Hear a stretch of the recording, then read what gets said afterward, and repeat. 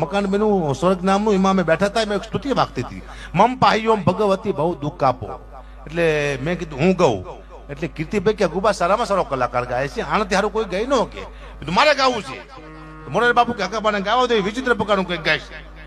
તો મારા બાપુ એ બધું વેકી નાખ્યું, મારા મગજમાં ગળી ગયું છે. એટલે મેં 2 લાઈન ગઈ, કીધું મમ પાહ્યોમ ભગવતી આવી જ ગવાય કે મમ પાહ્યોમ ભગવતી ભવ દુઃખ કાપો, થોડાક પૈસા હજી વધારે આપો, તળિયા ઝાટક કરી ગયો છે અમારો બાપો. મમ પાહ્યોમ ભગવતી ભવ દુઃખ કાપો, ઘરમાં નથી રહેવા દીધો હારો ઝાપો.